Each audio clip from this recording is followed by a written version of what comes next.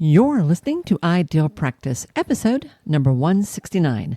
Today, guys, with my guest, Aaron Price, we are going to talk about how to rewrite your Psychology Today profile.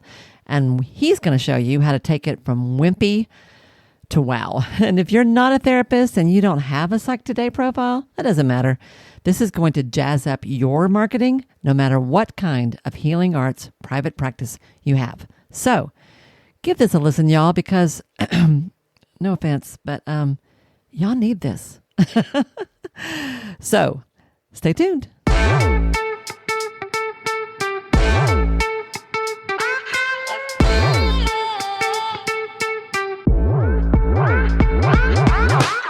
Hi, I'm Wendy Pitts-Reeves, and with over 2 decades of experience in the private practice world, I've built my 6-figure business while learning a lot of lessons the hard way.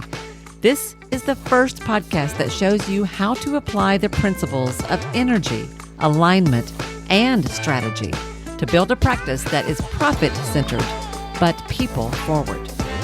This is the Ideal Practice Podcast.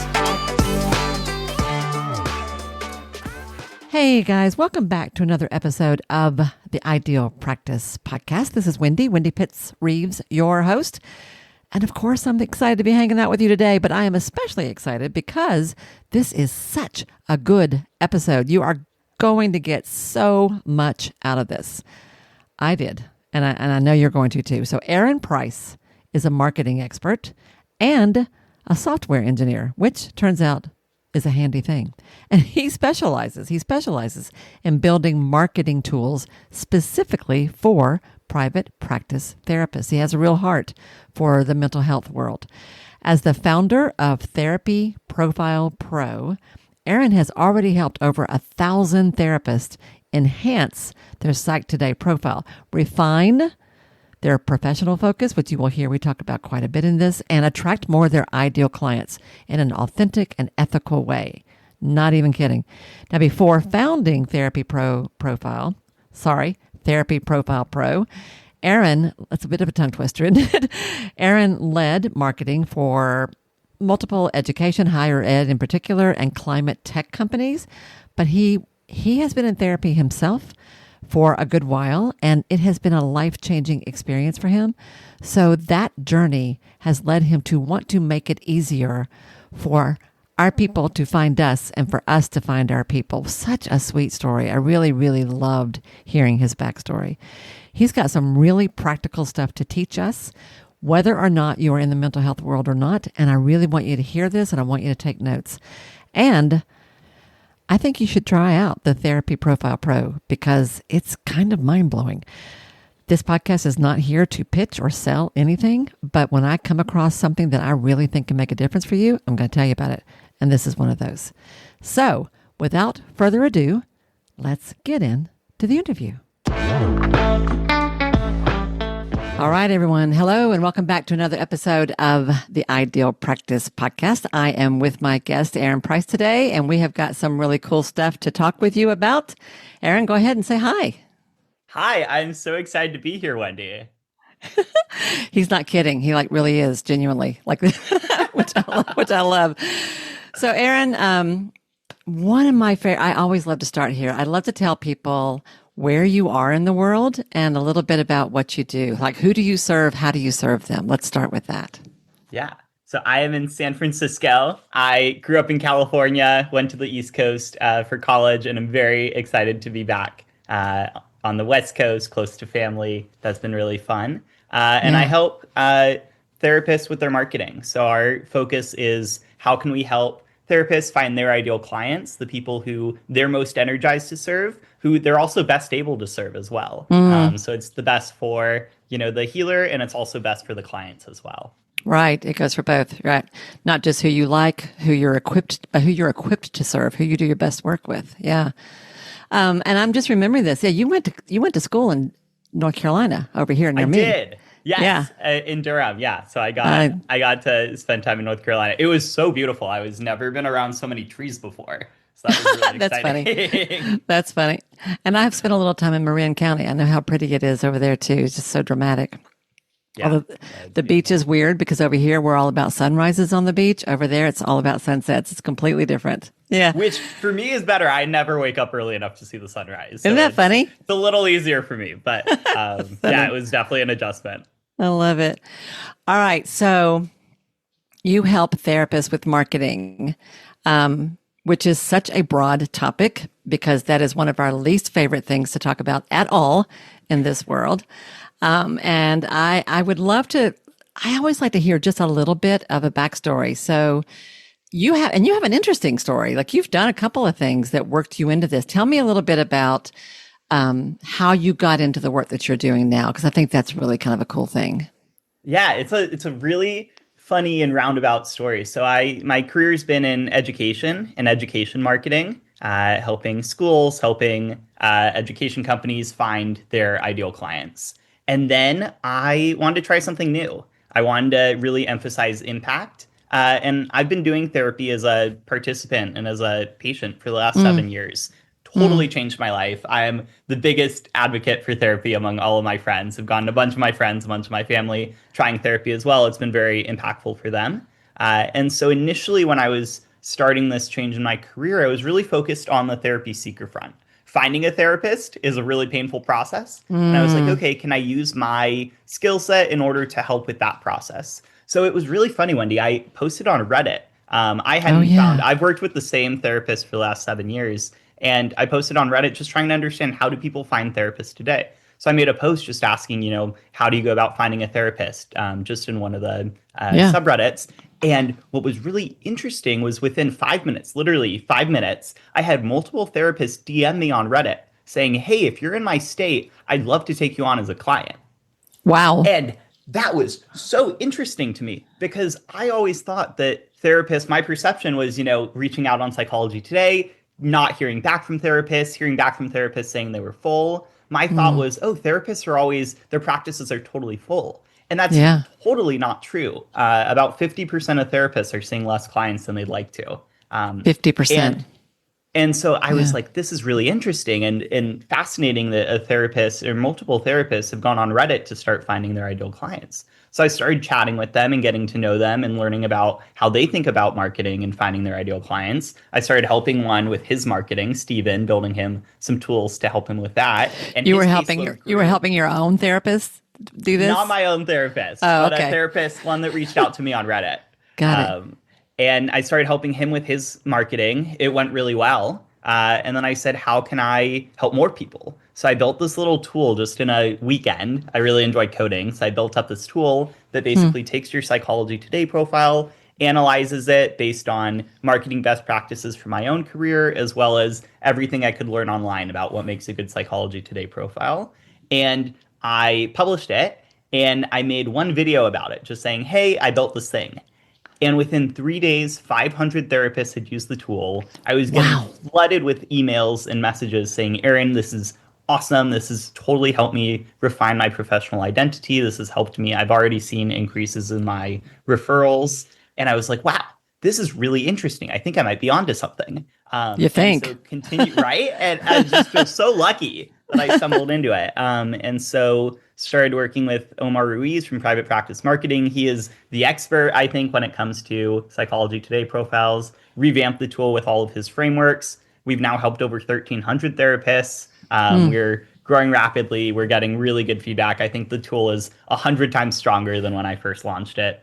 Wow. And it's just been a really fun and rewarding journey. It was funny. I was talking to a friend the other day. We were catching up, and I was telling him about my work, and I was just smiling so much. And they go, Aaron, I've never seen someone who enjoys their job and enjoys their work as much as you do. Yeah. And I just think that's a testament to, I mean, I get to serve people, and I feel like I'm helping people who just do the most good in the world. So I just feel really, really privileged. You are quite the ambassador for psychotherapy, I think, from the sound of it. I love that. It just personally, I mean, it's been life-changing for me. I think therapy, my therapist has tried to graduate me. I have resisted. I still think it's the most important thing that I do every week is my weekly therapy. I love that. I have people that I tell, you don't have to come because you have to come. You can come just because you want to. That's fine. There's nothing wrong with that. Like, we all reach a point. There's a there's lots of phases of psychotherapy that we all go through. But I have to tell you, I have this image in my mind of you wearing a button that when you're in Target, you're like, it says, let me tell you about my therapist or let me tell you why you should be in therapy. Something like that's just so funny. I love that. So this is really, there's a couple things right off the bat that I'm curious about. First of all, you are coming at this from the point of view of a client. Like it is really hard to find a good therapist. And I want people to hear that. I told you I had recently, just in the last 6 months, had decided to go back into therapy myself for the first time in like 20 or 30 years, a really long time. And it's not any different for me. We are all in the same boat, right? Even if you are a therapist, you can't go to your friends who are good therapists, right? So you came at it from that point of view. How the heck do you find somebody? And you posted on Reddit, which I would never think of. I have to ask, when you did that original post, were you looking for someone for yourself, or were you just exploring how people go about this process? A little bit of both. I mean, so the framing of the post was, how do other people find their therapist? I adore my therapist, and I also do wonder, after 7 years working with him, if it would be helpful to get another perspective, as well. So it's something I've wrestled with.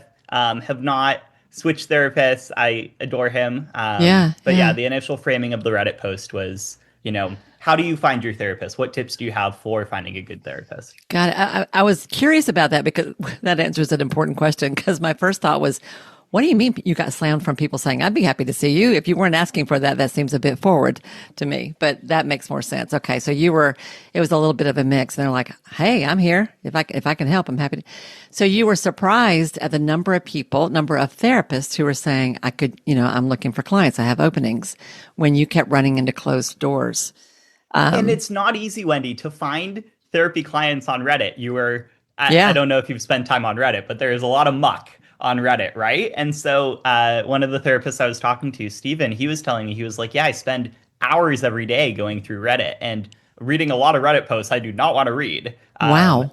And he was like, I'm just trying that hard to find, it's that hard to find clients. And so I think that was really like an interesting early indicator and a really surprising thing about, wow, therapists are really trying hard to find clients in a way that, as when I was first getting into the space, I was like, oh, it's super easy. Like therapists just open their sign and they're booked, right? Which is not the case at all.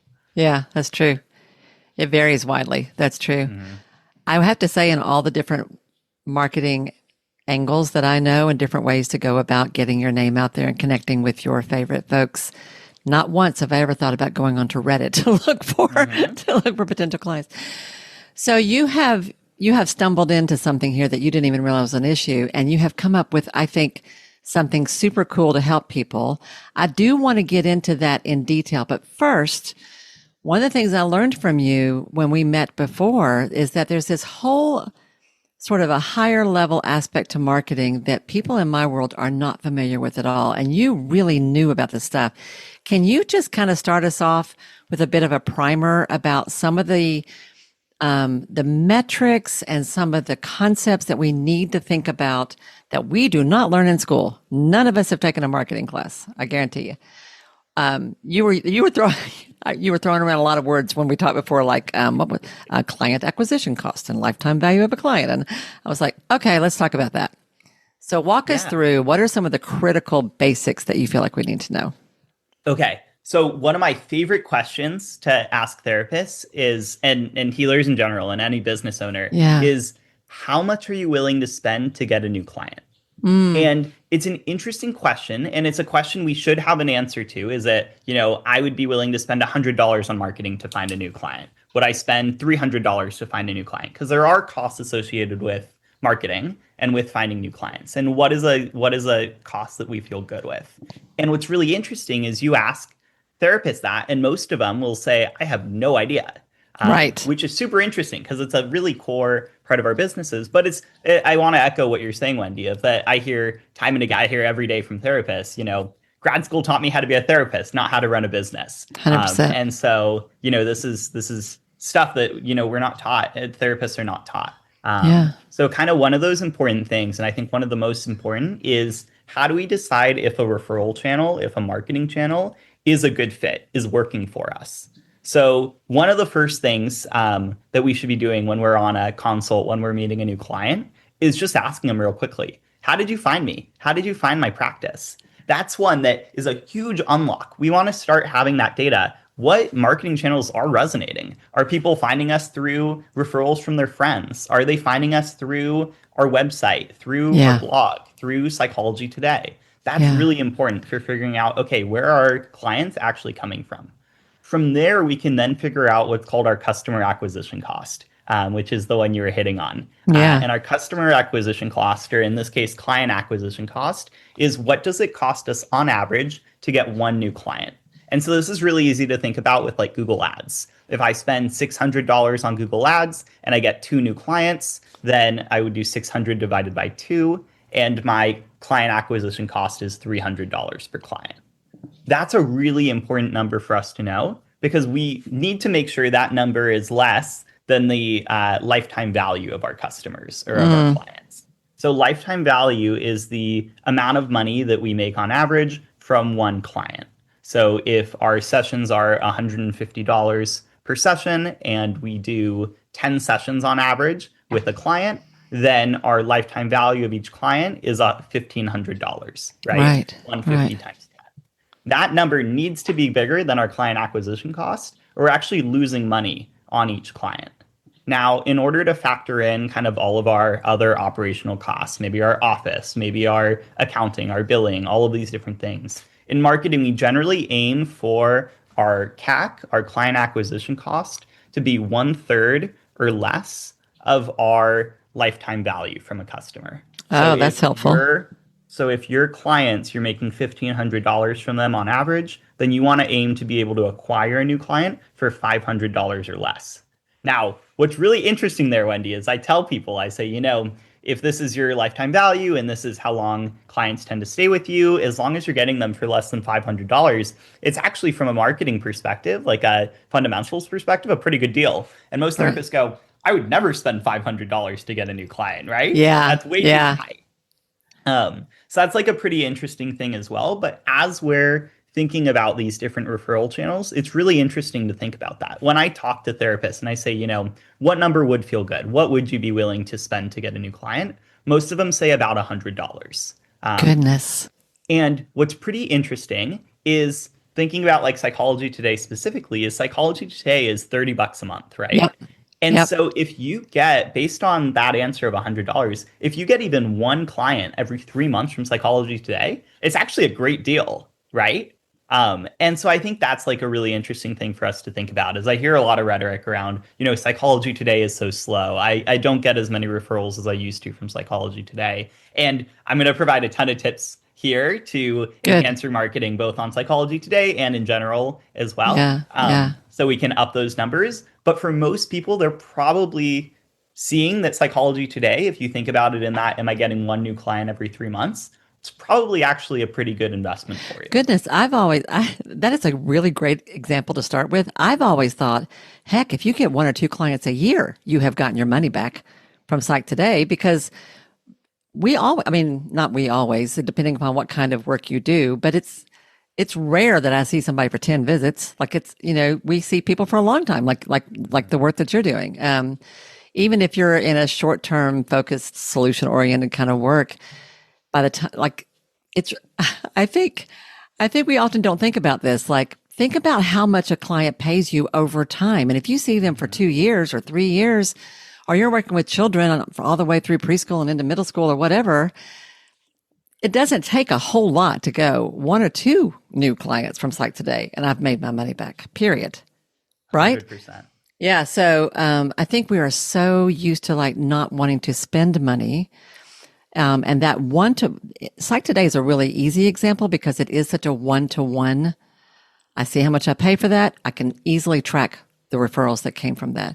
Some things are not so clear, right? Like how much money I spend connecting with a doctor's office or networking or building up relationships with colleagues, how many cups of coffee I buy, right? It's a little trickier. So, but what you're saying right off the bat is from the very beginning, think about the kind of money you make from from your ideal client over time. What's an average? And what would it be worth it to you? How much would you want to spend to bring them in the door? I love a third or less. Thank you for that. I'm like, I don't know. What's reasonable? That's good. Yeah, that makes a lot of sense. And I think like in terms of the getting coffee or, I love, Wendy, when we first spoke, you talked about, I think it was the 5 people that you should talk to about your practice. And I loved that. And I have been telling that to everyone. I adore that you shared that with me. Thank you.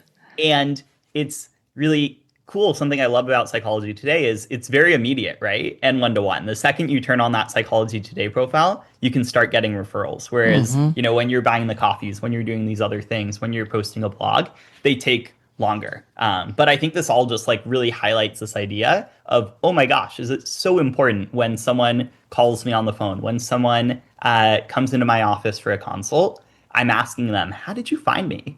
Why did you decide to reach out? These are really important questions. That's 2 questions. That's okay. 2 questions. How did you find me is an important one. And yes, I have that on my paperwork. Guys, those of you who are listening, if you don't have that on your intake form somehow, how do they find you?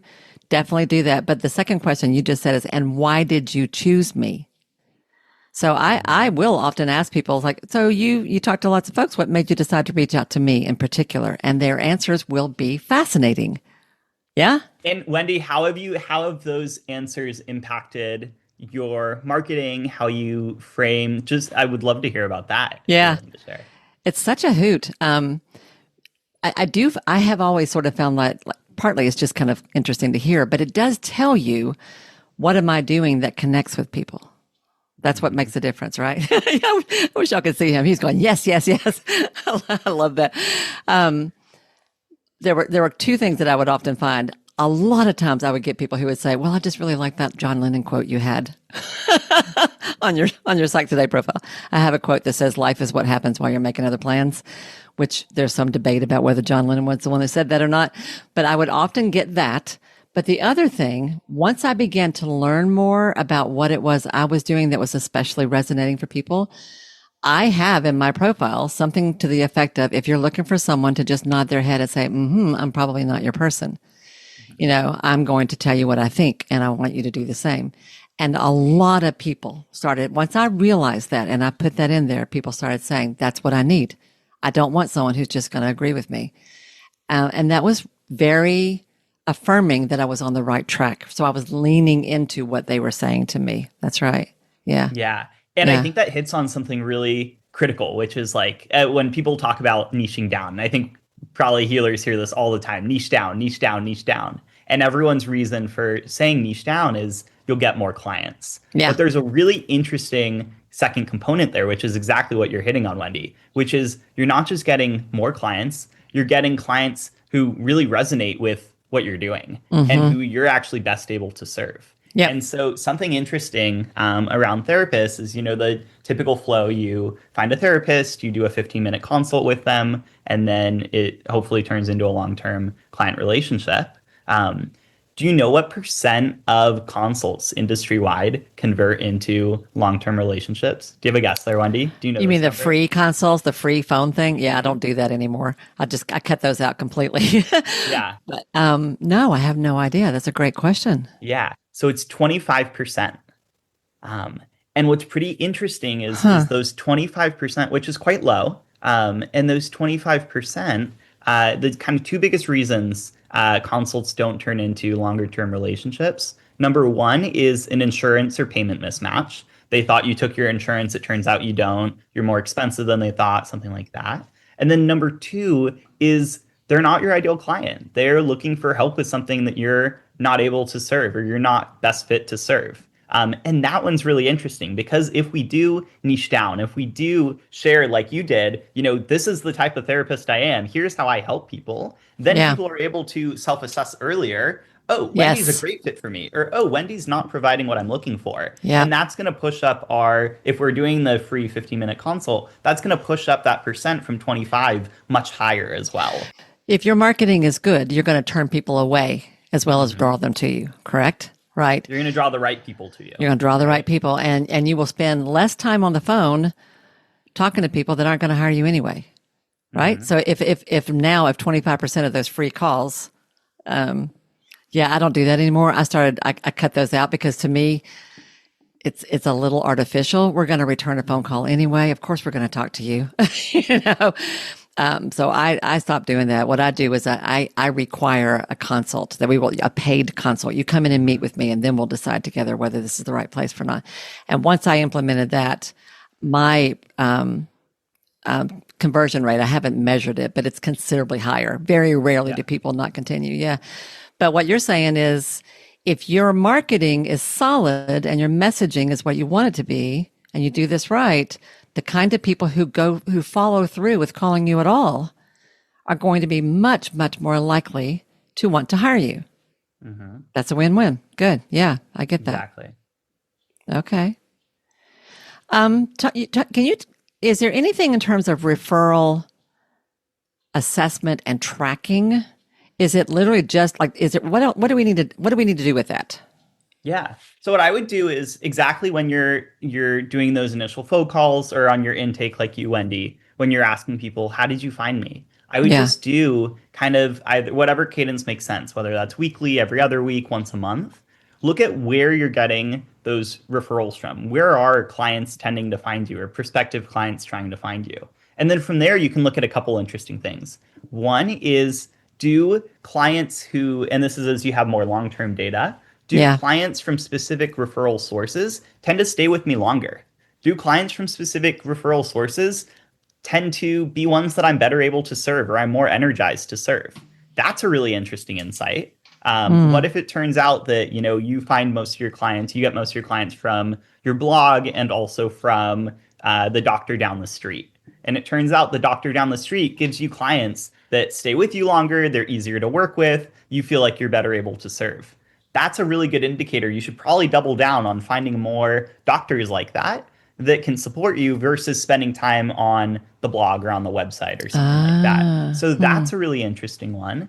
And then another one that's really important, and exactly what you're saying, Wendy, about the coffees and thinking about the costs of different marketing channels, is we shouldn't just think about, okay, I spent $300 on Google Ads and I got one new client. We should also think about, for those different marketing channels, is not just how much money am I spending on them, but how much time am I spending on them as well. So, putting your business cards at a bunch of different offices or something like that probably doesn't cost you much money, but there is a tremendous time sink that goes into that as well. So having an idea, if my hourly rate for seeing a client is $150 an hour, then let me factor in that time. I spent 5 hours putting out business cards, so that cost me, it didn't actually cost me this money, but in terms of a time standpoint, it costed me, 5 times $150. And so putting that into your calculation of your client acquisition cost is really important as well.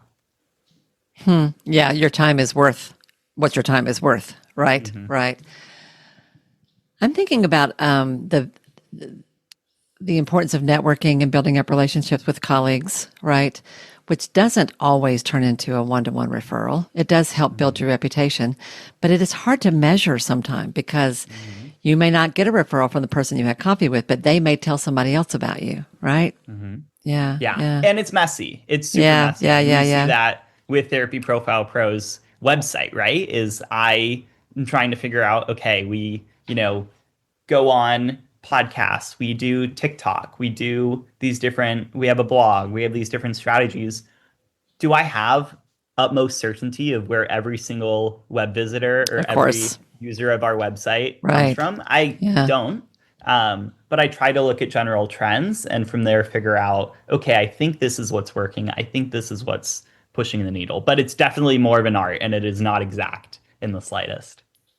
Your very first question, how much is it worth it to you? How much will you be willing to spend to acquire a client? If you had asked me that question, I would have said, I don't know. I would have said the same thing, right? I have no idea. I just do whatever I need to do to get the word out there, right? But this is so much better in terms of thinking strategically. And so can you walk us through really quick before I want to be careful. I don't want to dive into the psych today profile yet. What else, like what in your experience so far, because you're working with a lot of people now, what are you noticing that are some of the better avenues or better are what kind of marketing are there any sort of broad level I'm not even asking the question very well. Are there any broad takeaways that you're learning about this market and what therapists maybe don't realize, like Google ads or social media or whatever? I mean, I'm sure there's a long list. Yeah. My insight and my big takeaway is you should do what excites you. Yeah. And the reality is, I have met therapists who get all of their referrals from Psychology Today. I have met others who say, I don't even have a Psychology Today profile because Google Ads work so well for me. I know others who do social media. I know others who are really big on their blog. I've met a couple therapists who are really focused on AI recommendations. If someone types into AI recommendation. ChatGPT, yeah, if someone taps into ChatGPT, I'm looking for a therapist who is near me, is your name one of the first ones that pop up? Wow. That's an interesting one, That right? is. I hadn't even So heard that. Yeah.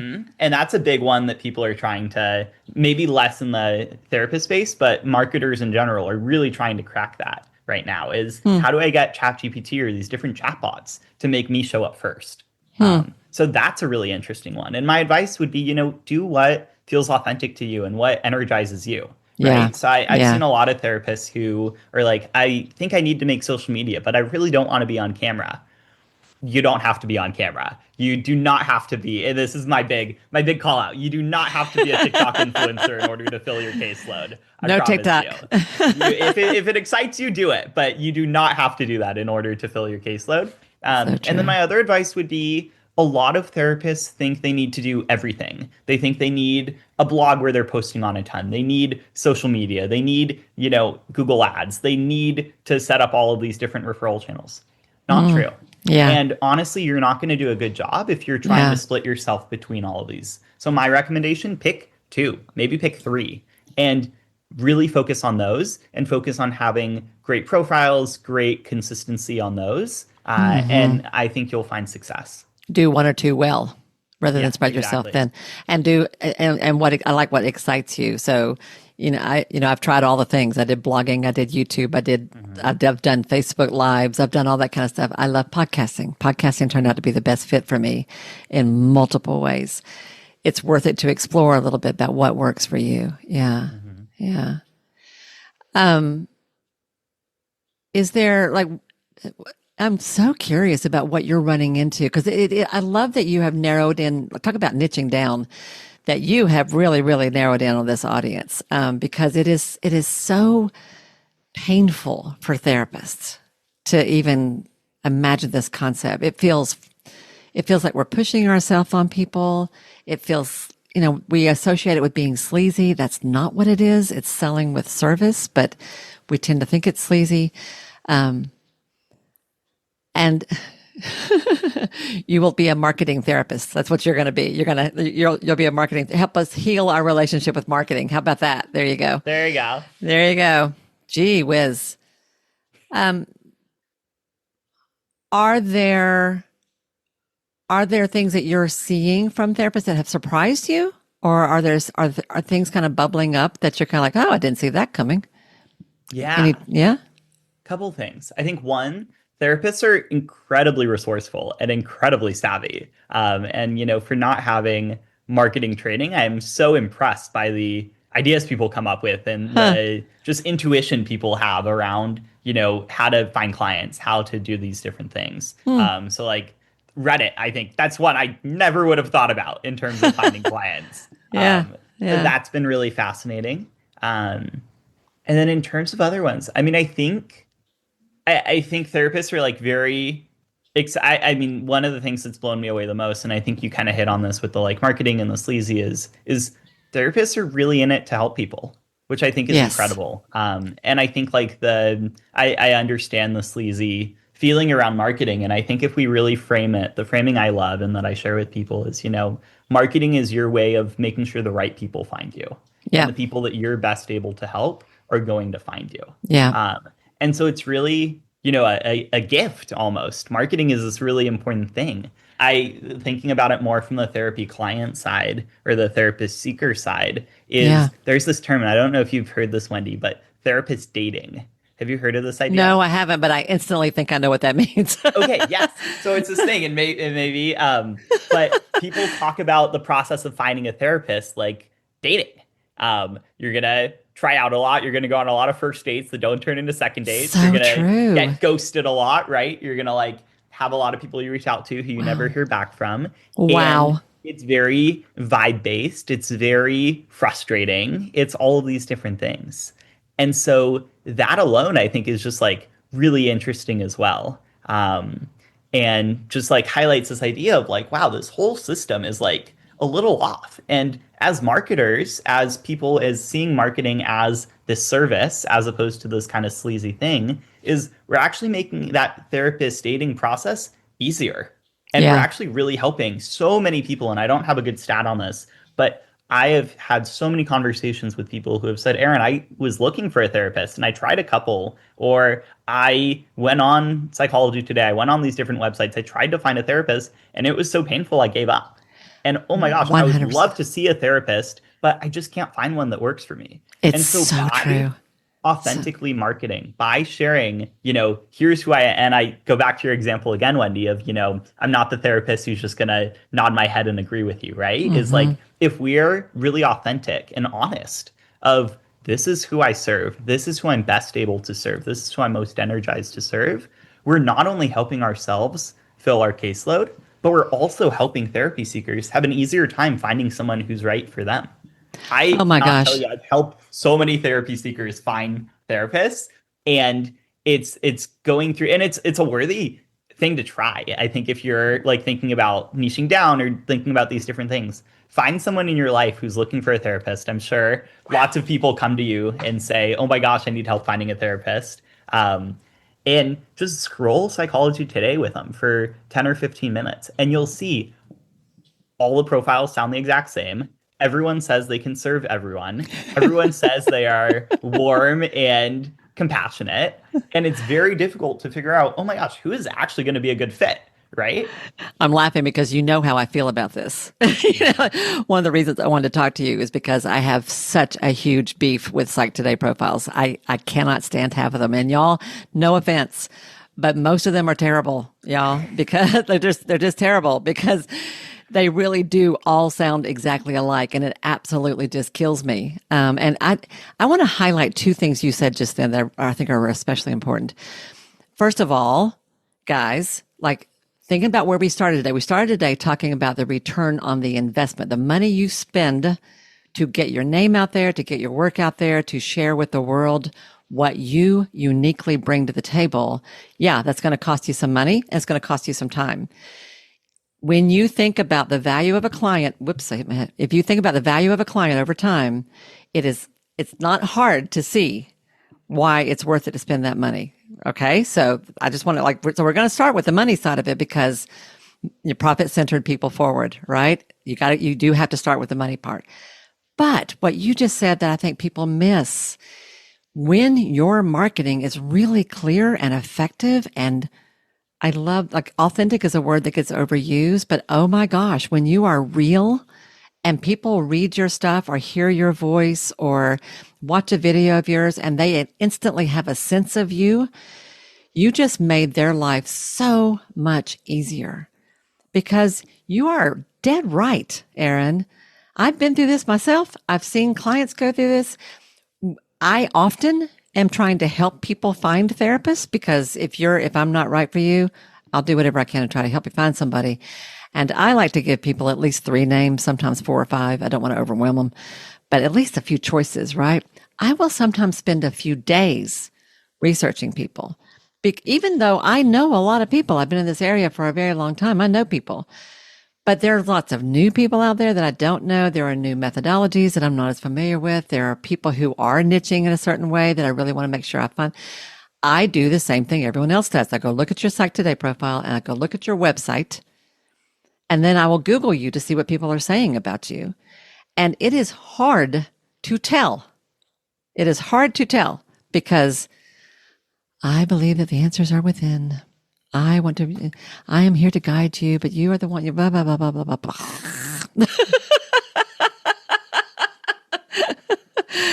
Oh, yeah, it really gets me. So, all right.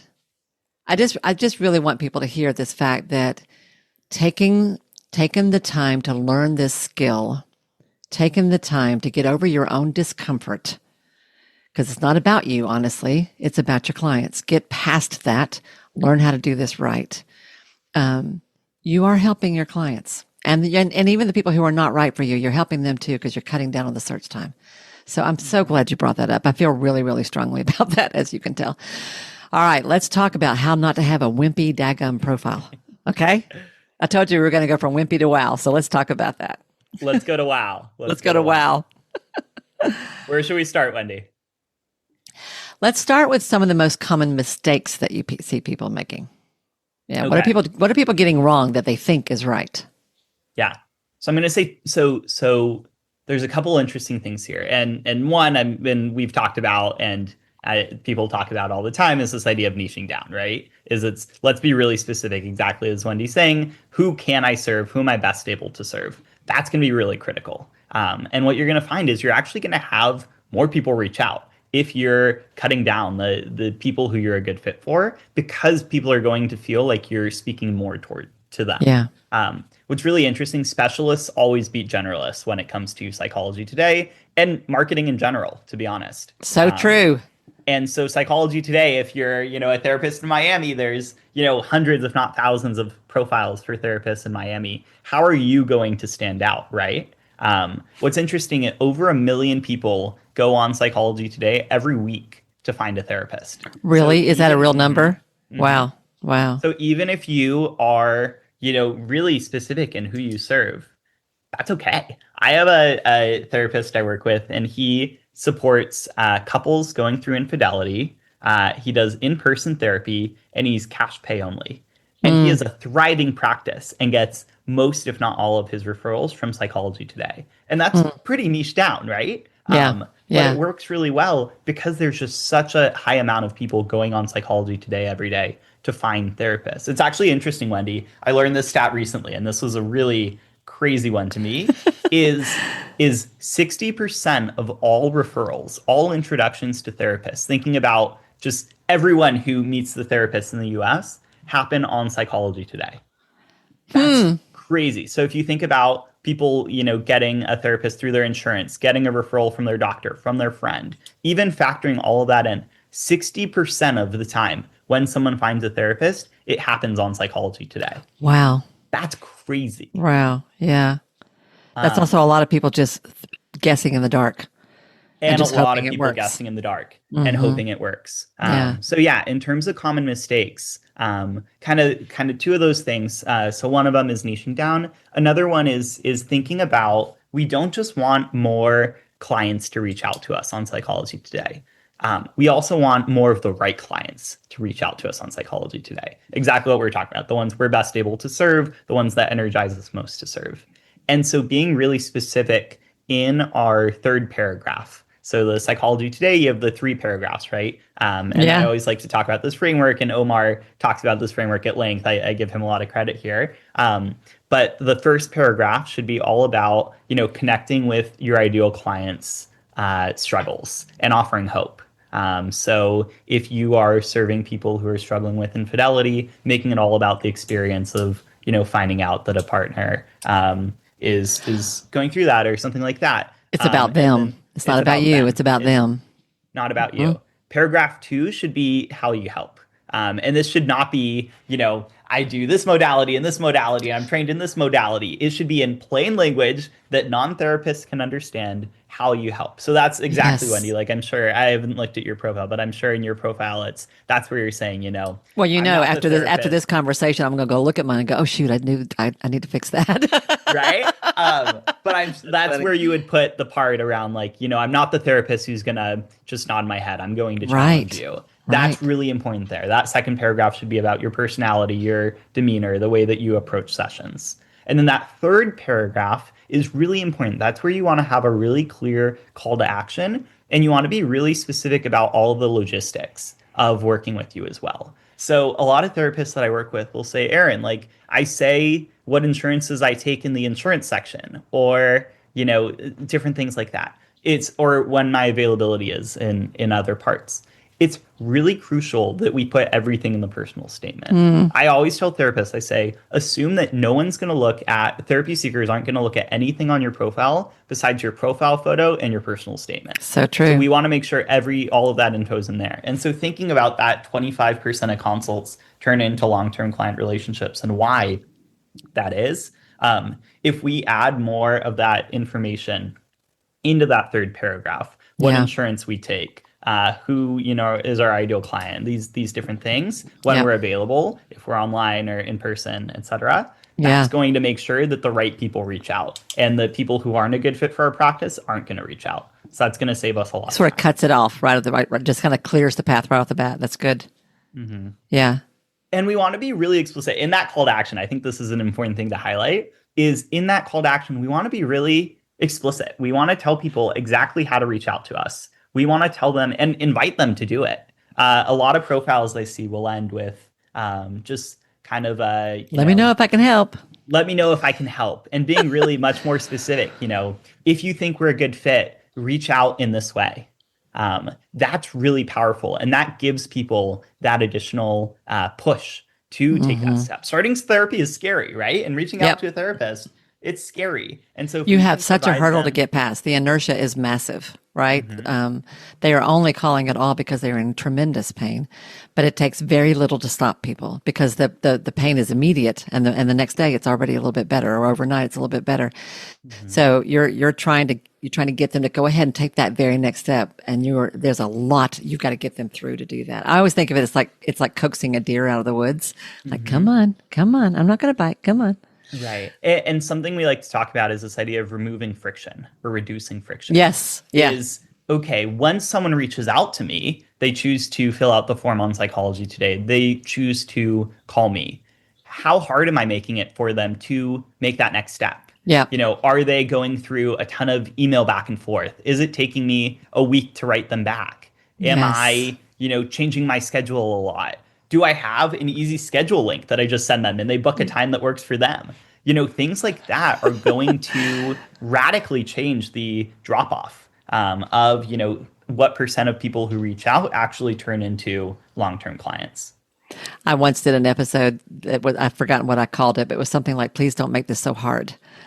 Because this is hard enough for me to call you at all. And when I can't find your schedule, I can't find your stupid phone number.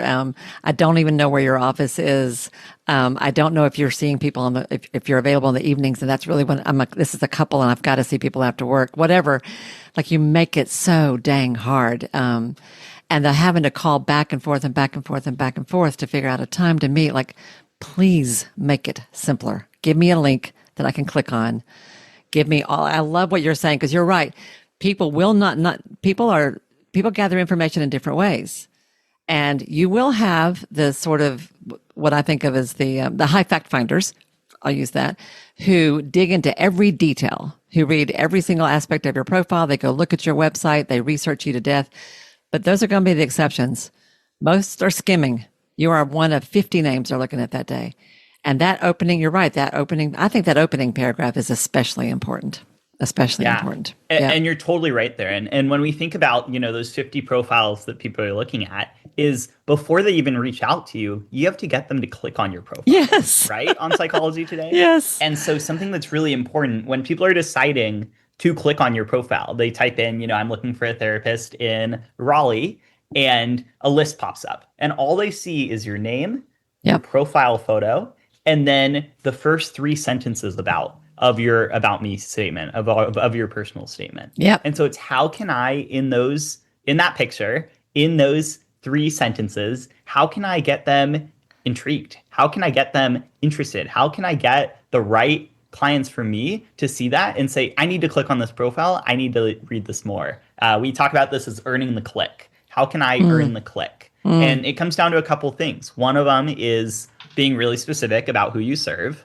I see so many about me or personal statements that start with, my name is blank. Such a wasted real estate. We already have your name above, right? So let's start. Let's connect with what our ideal client's going through. Let's show them we understand them, and let's offer hope. And then in terms of the profile photo, one of the biggest mistakes I see, please don't put your logo as your profile photo. I know it's awesome. I know you're super proud of it, but people connect with people, right? And so let's have a professional photo of you. It doesn't have to be fancy. You don't have to hire, an expensive photographer. Get your kid, get, someone who is good with a camera, and have them just take a couple photos of you.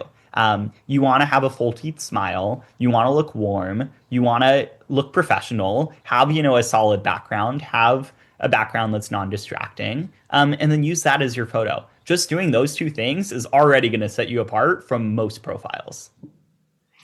When you started on that, I thought, can we talk about headshots, please?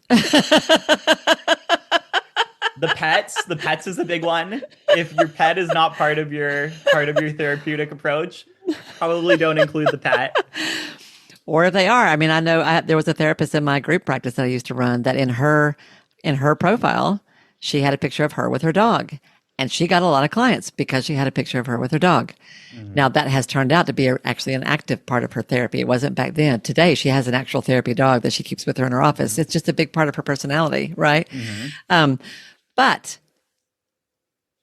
I was going to push back a little bit on don't hire a professional. I actually think you should probably hire a professional. But I will say the very first headshot I ever had done, my whole group practice at the time, which was only like 5 or 6 of us, we went to Walmart all together. And got at whatever their portrait studio was at the time. And it was a hoot because we were all doing it together. And so we were all making each other laugh when we were getting our pictures made.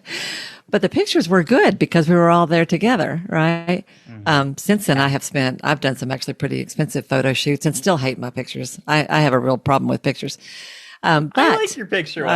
But you'll see I only use 1 or 2 all the time. I have lots more of them. I hate them. You only need one good one. I have one. I have one I can live with.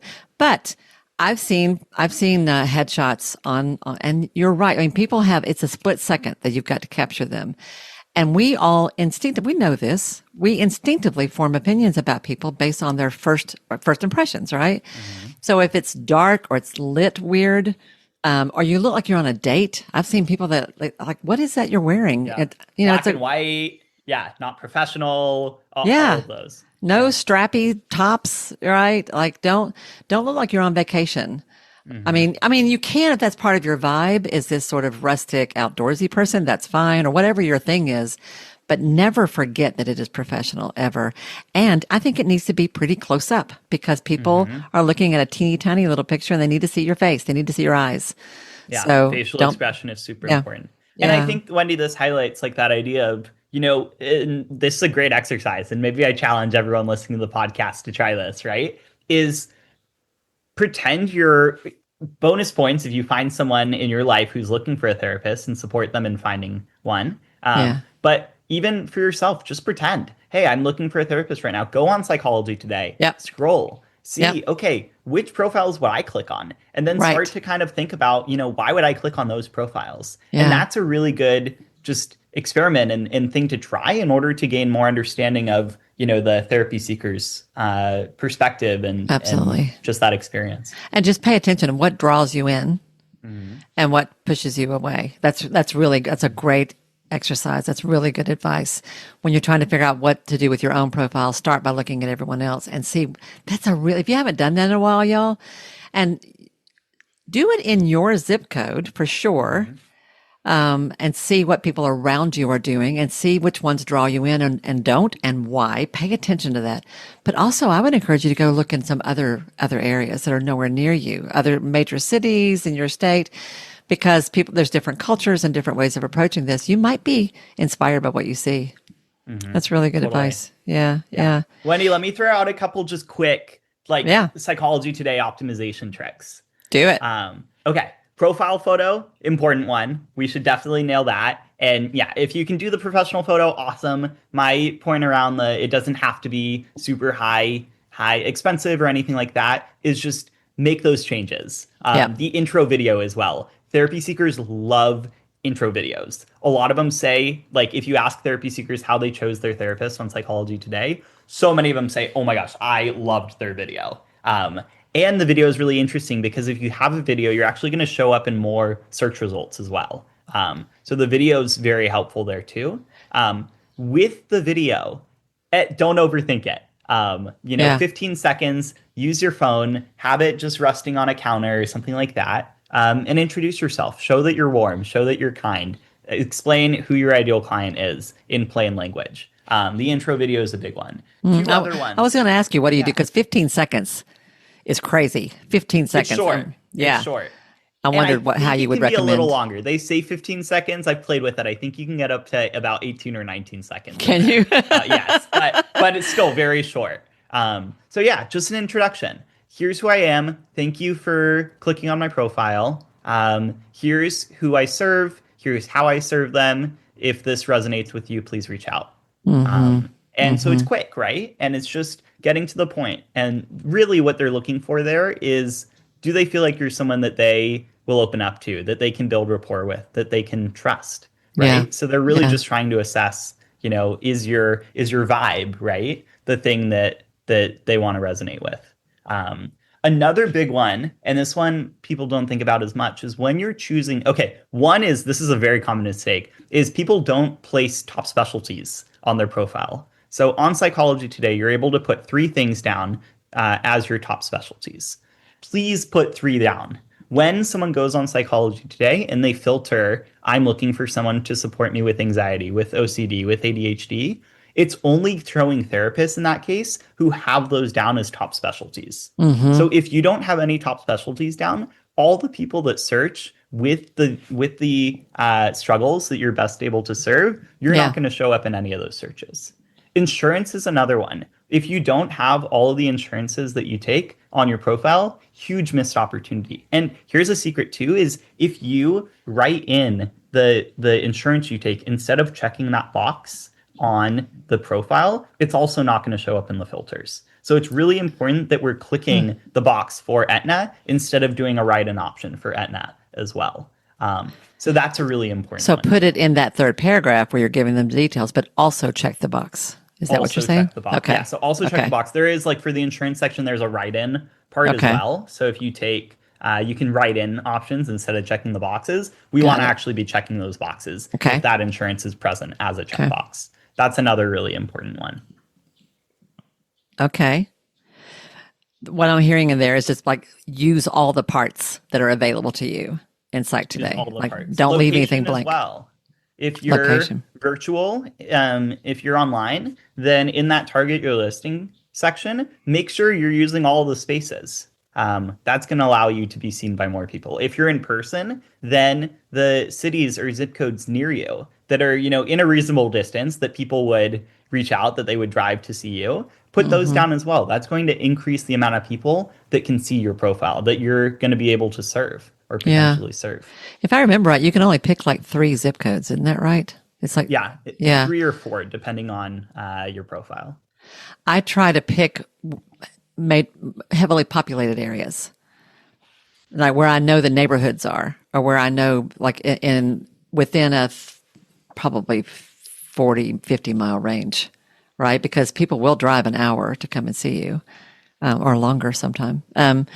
And if you get really into it, Wendy, and this can be helpful, is you can search yourself, right? And you can say, hey, I want to see how many providers in this city take this insurance that I take. Yeah. And it might turn out that there's not that many providers that take that insurance. And so if you're online and it's in a state you're licensed in, that could be a great place to put your listing. So we're looking for places. Oh, go ahead. No, I had 2 questions about location and insurance.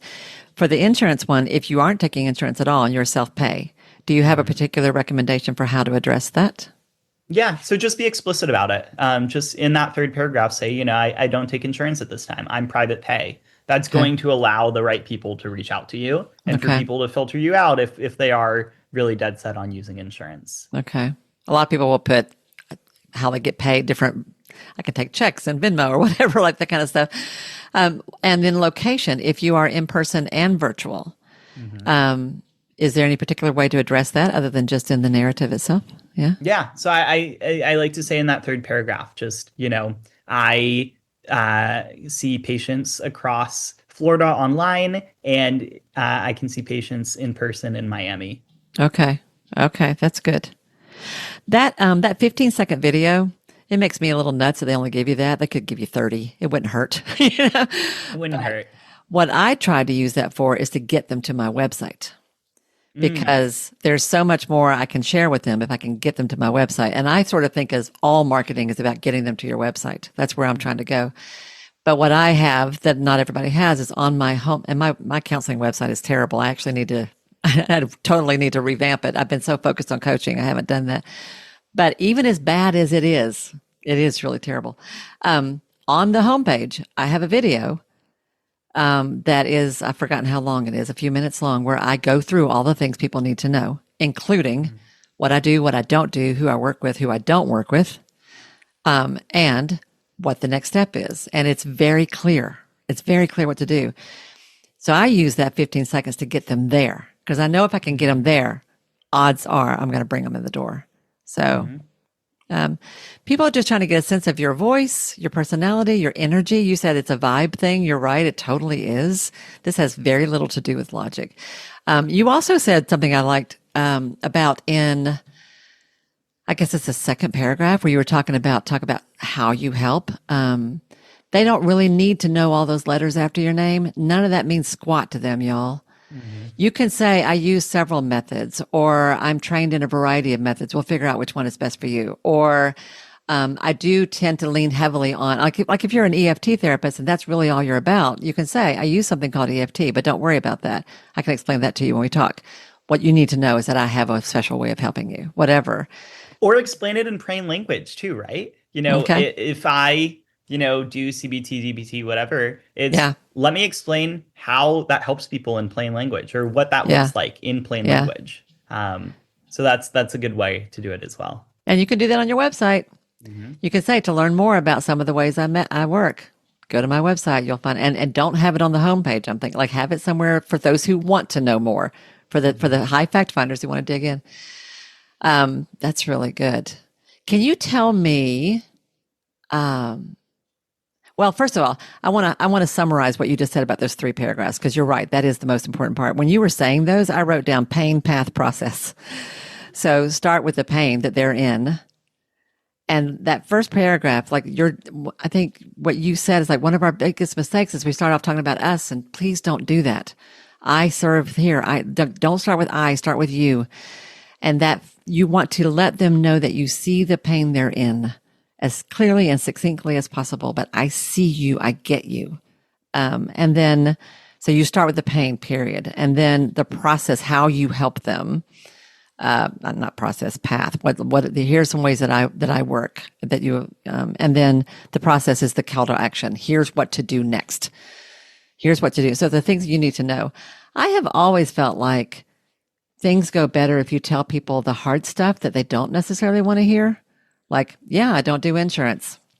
Hmm. And you should still work with me. And here's why. You know, like, yeah, I'm not just going to be, I'm not going to beat you up, but I'm not going to sit around here and just go along with you either. Like, that's not how I work. Well, like telling people the harder parts, what they're going to like and what they're not going to like, who you work with and who you don't work with. That will help people self-select, and you're going to get a much better quality of referral. That's really good. Yeah. You get it, Wendy. You Yeah. get it. You're so good at this, Aaron. I love this. I love the specifics that you're teaching us, and I love the broad picture. Like, think about this in a bigger way in terms of how this affects your overall practice. Could you tell us a story or two about a couple of clients that you've worked with who have really run with this? Because I know you told me 1 or 2 when we talked before, but I bet you've got more than that. Like, tell us, what are some of your favorites? Yeah. Okay. One of them. I always say to people, Steven is the one I met on, one of the first ones I met on Reddit, who really got me into this space. He is one of my best friends now. I talk to him all the time. But he went into private practice, and when he was reaching out to people on Reddit, he was doing about 3 client hours a week, quite low. And he was about 3 months into his private practice, and he was like, Aaron, this is not going as well. Like, I understand it takes time to build my caseload. And what was interesting, though, is there is a specific occupation, and I won't share the occupation and asked him to do that. But there was a specific occupation that he found kept reaching out to him, and he was really had a blast serving. And he said, "This is pretty interesting." And I said, Stephen, try doubling down on that. Can you be? He's in California. I said, "Can you be the therapist in California for people who are in that occupation?" And he was like, "I'll try it. I'll give it a whirl." 3 months later, he now sees 20 client hours a week. So just really significant transformation. So he just happened to notice, right? He just happened to notice that a lot of his clients did this same thing for a living. So whether that a bunch of them were accountants, or a bunch of them were railroad engineers, or a bunch of them were in the military, or a bunch of them were chefs, like he just sort of happened, like there's a pattern of the people that I am seeing. And I really like these folks, and I like their industry, and I like what they're about. And did he go along with that pretty quickly, or did you have to talk him into it? You know what? He was spending time on Reddit. I had built him a tool for Reddit. So he was spending multiple hours a day on Reddit trying to find people to reach out to. I coded him up a little tool that scraped Reddit for him. So it would just notify him, "Hey, here's someone that posted on Reddit who might be a good fit for you." You're a hoot. Thanks. So he was pretty excited. That was going really well. So he was pretty excited about my suggestions at that point. So he's like, "Whatever you say, I'm going to do." So he was like, "I'll give it a whirl." And I feel very lucky that it's worked so well. Love it. But I think that highlights like that second question we talked about, right? Question number one is, how did you find me? Question number two, why did you decide to reach out? Yeah. And that's a really interesting and important question, because that's going to, exactly what you're saying, is that's going to help us refine our niche. Yeah. So something that I love is talking to therapists and saying, a year ago, how are you pitching yourself? How are you framing your practice or your professional identity? And one therapist, Jane, and she has become a friend now as well, she always talks to me. She goes, "Aaron, your Therapy Profile Pro was helpful. It got me more clients. But really, the thing that I'm most grateful that it did was that it helped me really strengthen and get focused on my professional identity." And that's a pretty interesting thing, is when we take a second to stop and think, okay, what clients do energize me the most, right? And who am I best able to serve? It's going to allow us to just have greater cohesion and just become more of an expert as well. Yeah. Who am I? What am I about? Yeah. Right? Yeah. What am I about? A coach I used to work with would often talk about that the hardest, when it comes to marketing, the thing that most of us don't do is take the time to get really clear, because getting clear is hard. It takes time, it takes patience, it takes a lot of thought, it takes a lot of self-reflection, and it's so much easier to just throw something out there and hope it works, and then wonder why nobody's calling you, because you're in there's 100 other people out there just like you, or if you're in Miami, thousands like you. Clarity is key. The exciting thing there too, Wendy, is it's iterative, right? And it can change. We're not locked in. If you try something and it turns out it's not the people you're best able to serve, it's not what energizes you most, you're allowed to change it. You're allowed 100%. To try something new. And I think that's like one of the most exciting things, right? Is it's really an iterative process of us trying things, learning from those things that we try, and then taking more informed bets or more informed guesses moving forward. Learn to love the tweak. Absolutely. Learn to love the tweak. Learn to love the tweak. That's not from me. That was from that coach.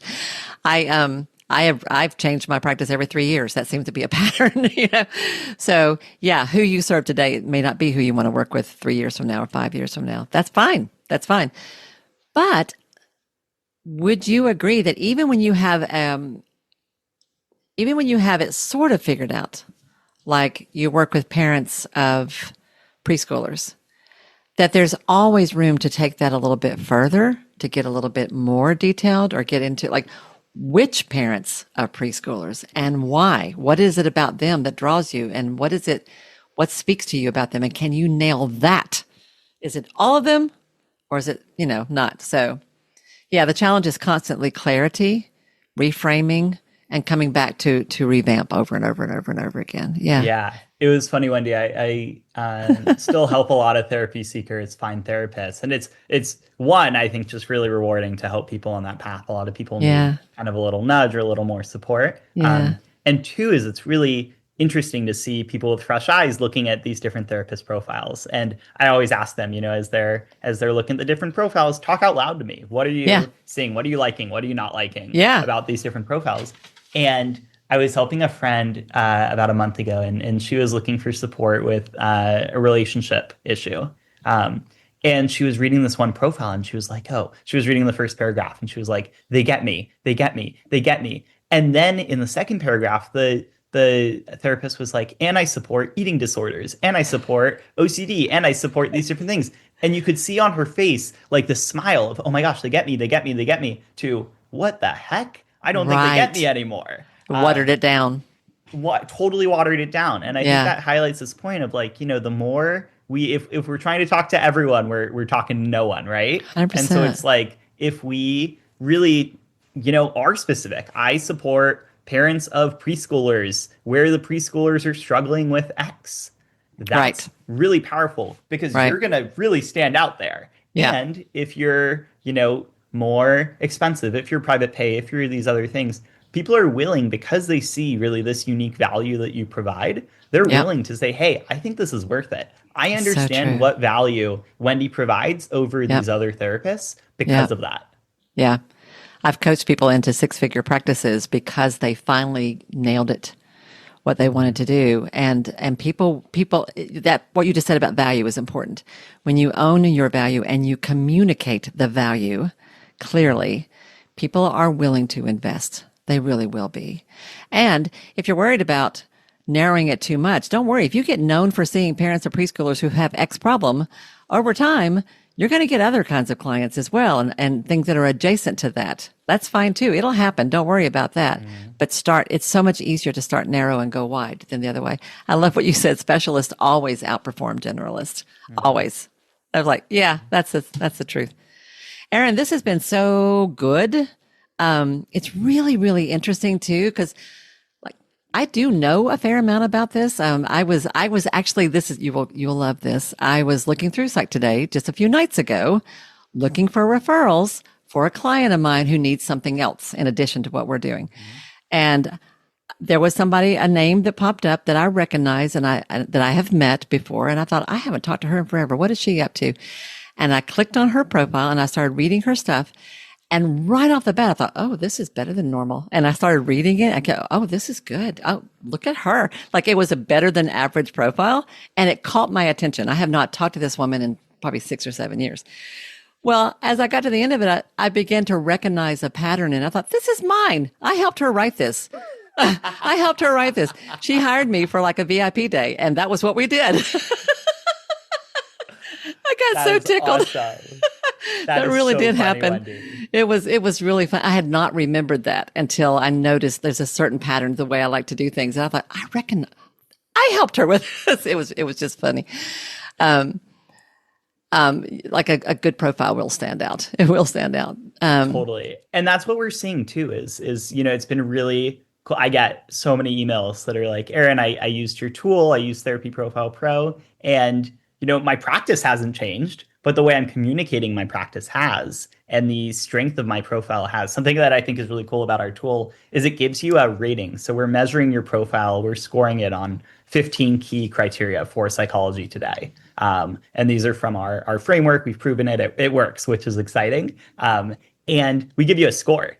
And you can actually, use the tool or implement the changes the tool recommends yourself and see your score goes up. And what's interesting is exactly what you're saying, which is like, these better profiles do get more clients reaching out. They do see an uptick in referrals, and they see upticks in referrals as well from other providers, right? You read it and you go, this isn't someone who is top of mind. And I guess you probably recommended them if they were a good fit, for this client, right? Because their profile struck you. So it is really important. So tell me about your tool. It's what's the website? Where do people find it?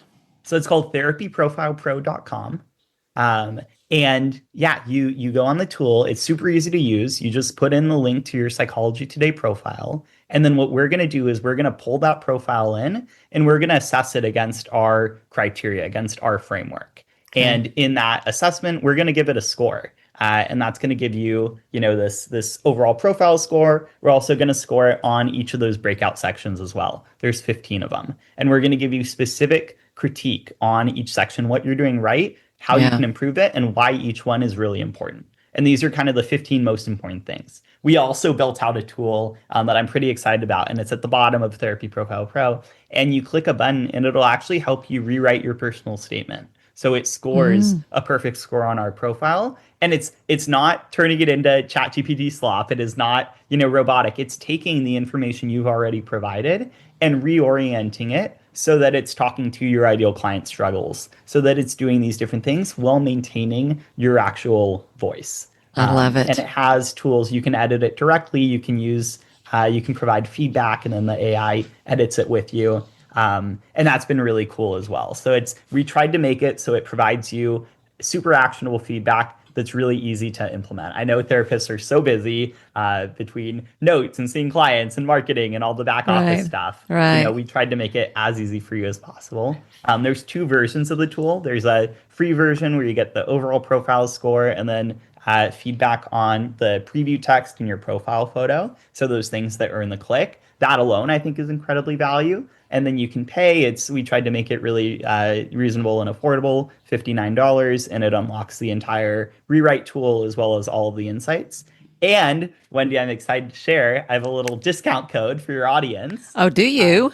So if they just type in your name, they just type in Wendy. When they go to checkout, it'll give them 20% off as well. Oh. So we are very excited about your audience, about you, about supporting your community. And we think this is really a good investment. Even without the discount, we think, if this gets you, we've seen therapists go from getting less than a client a month to getting multiple every month. That alone, thinking about that, client acquisition cost from before, that alone makes the tool worth it. I love it. We are really trying to make it aligned, help you figure out your professional identity, help you get more clients and more of your ideal clients, and do it in a way where it feels really good. I love that. That's the first time someone has used my name like that. That's really cute. I like that. Of course. It's going to flatter my ego. $59 is nothing. And people should just do that. But it's really nice of you to offer that discount. Thank you for that. I really appreciate that. Thinking about ROI on your investment, y'all. That's a lot less than hiring me. I'll tell you that. So, and you can get what you need quicker. I actually I'm probably going to do it myself because I am working with a new niche in my own practice, and I know how to do this. But we don't always see it ourselves. Sometimes we need somebody outside, even when you know what you're doing. It helps to have another pair of eyes on it, or in this case, a software tool. So I love that. So Therapy Profile Pro. We will have that linked in the show notes below, y'all. Remember that coupon code /Wendy for 20% off, or no, 20% in the checkout, I'm guessing, right? Yeah, is that how they do it? Not even just a checkout. They just put in the promo code Wendy. I love that promo code. Is that the best way for them to find you? Is there any other way for them to connect with you if they want to learn more about you or work with you in some other way? Yeah, so that website's the best spot. And then my email is just Aaron, Aaron, @therapyprofilepro.com. I read every email. I will be ecstatic. You emailing me will make my week. So please reach out, email me any questions. I'm here. I'm doing this work because I think it's really meaningful. I think I can provide a lot of value. When I left my work in education, I left it because I was trying to provide more value, do work that was more meaningful to me. So if I can be of any assistance, I am here to support. You are awesome, Aaron. Your energy is so good. My core business mantra is that good treatment is good business. When you're doing good work, you're going to make a good living, and good business is good treatment. That both of those work together, and you are the epitome of that. That you are doing work because it's important and it matters, and I think you're going to make a ton of money because what you are doing is actionable, practical, useful, and needed. It is it's so great. And the whole time we've been talking, I've had at least 3 other business ideas for you as we've been talking. We have to chat about that. And I think I need to bring you on as my spokesperson, Wendy. For real. You could not have said nicer things. I am resisting the temptation to coach you. Yes, I'm sitting here going, you know what you could do? You could do this and you could do, yeah, no, stop. I'm just stopping myself. This is great, Aaron. Thank you. It's super, super helpful. Very, very useful. Guys, go back and listen to this. Really go check out his tool. I think you will be shocked at how much it helps. Like seriously. And I'm not kidding. I'm probably going to do it because we need somebody outside of ourselves to see it. And I love the framework for this. It's just really great. And so much of what you've taught us today is in perfect alignment with what I teach as well and what I know to be true. And I just really love it. Before we wrap up, one thing I always love to ask people is there anything I have not asked you, anything we haven't talked about, or anything you just feel called to share that will make this conversation complete? Yeah. Thank you, Wendy. And thank you for all the kind words. I have had such a blast chatting with you today and just getting to know you in general. Thank you. Yeah, my advice is you got this. You got this. If your practice isn't as full as you'd like, if you're not seeing as many clients as you like, that's not because you're a bad practitioner, you're a bad healer, you're a bad therapist. Right. It just means we need to focus more on marketing. It just means we need to focus more on helping the people who need our support, who we're going to be able to make a really positive impact for them, help them find us.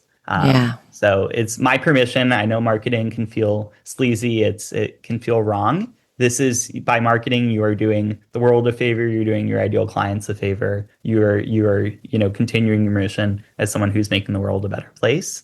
And so this is my call. This is me giving you permission. You got this. You can do it. Market away. You're not being a bad person. You're actually doing a lot of good in the world.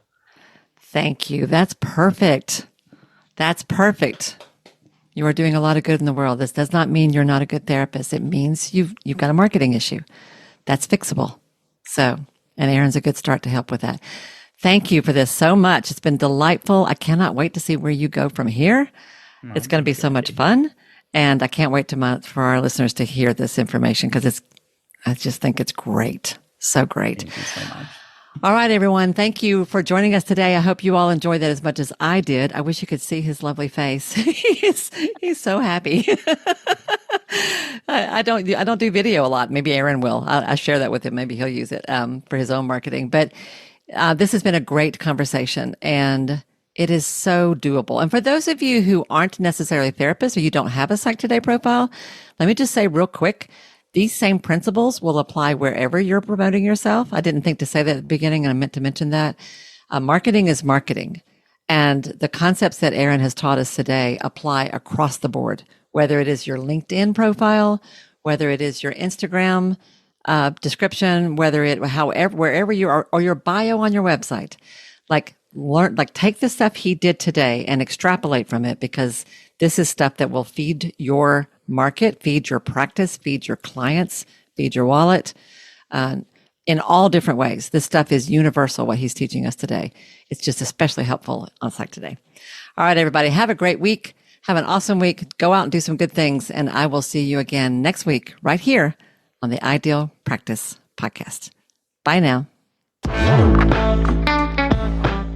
Hey, y'all. If this program has become important to you, if Ideal Practice matters, it would mean so much to me if you'd be willing to take just a minute to do one or two of the following things. First of all, would you follow or subscribe to the show here at Ideal Practice? Following me helps you because you'll never miss an episode, but it helps me as well for all kinds of reasons. To do that, all you have to do is go to the show page for Ideal Practice on Apple Podcasts or Spotify or wherever you listen to podcasts. There, just click on the plus sign that you'll usually find in the top right-hand corner, or click on the word follow that you're going to find somewhere there on that page. Of all the things, this really is the most important thing you can do for the podcast itself. While you're there, it would be extra special if you would be willing to give me a 5-star rating, and even better than that, a review with your own words. Your words matter. And when you write what you feel, what you think, you uplift and encourage others. And I love that. If you want to go a step further than that, take your favorite episode or two, one of the ones that has meant a lot to you, and share it with a friend. Could you do one or two of those things for me? I promise I will love you forever. You guys matter to me, and I value your support more than I can possibly say. Thank you, sweet friend, for anything you can do to help me out and support the show. I'll see you again soon.